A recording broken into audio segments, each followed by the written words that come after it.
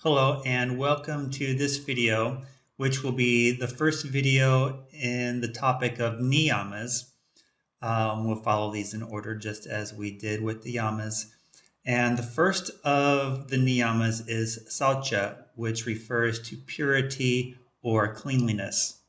The first aspect of Saucha we'll talk about is physical purity.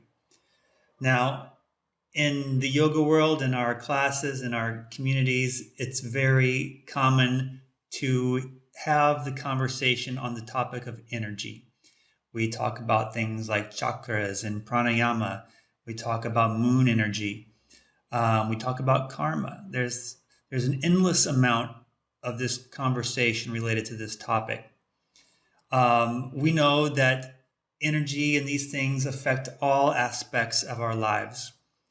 But also there's a relationship between the physical things that we place within our bodies and their effect on our personal energies. If you've ever gone for a long period of time while maintaining a strict yogic diet, generally meaning excluding meat, excluding alcohol, excluding sugars, anything that doesn't fall within the sattvic category of foods. If you go for a length of time while maintaining this type of diet, then we become really sensitive, even hypersensitive, to the effect that they have on us when we start to reintroduce those things back into our bodies.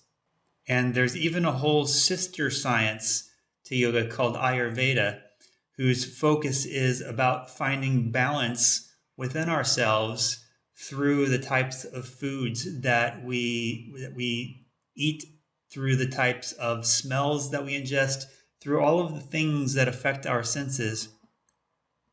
We understand that there's a relationship between those things and how we feel. I'm going to suggest that the same amount of care and attention should be considered in regards to what we place within ourselves, as much as the same consideration that we give to things like our yoga practice. We spend a lot of time sometimes figuring out what sequences we're going to practice, what pranayamas we're going to practice, almost on a daily basis. And it would equally benefit us if we gave the same amount of care and attention to our diets also. However, like the asana practice and like the pranayama practice, this is not a one-size-fits-all approach.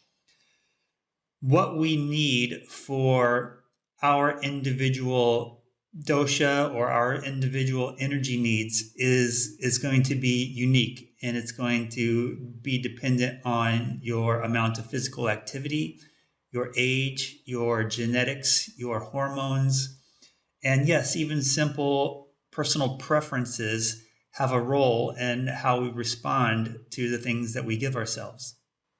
And then as these factors change throughout our lives over time, then the things that we need are going to change as a result. And so this is a matter of constant experimentation, practice, so to speak, of figuring out what we need, what we require, what is optimal for us, what makes us feel optimal.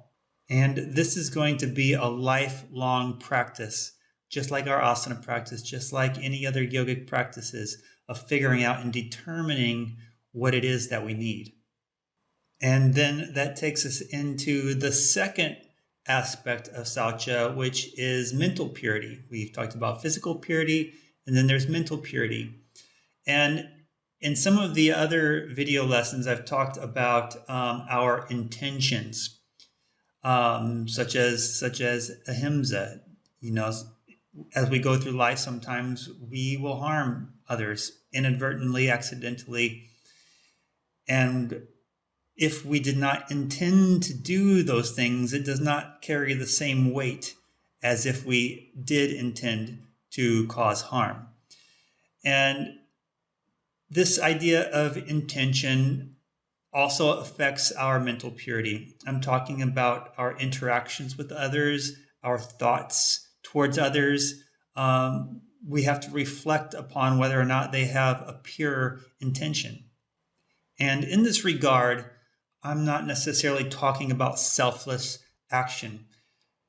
There typically needs to be a two-way exchange in relationships. Friendships don't work unless both sides are equally invested in making it work.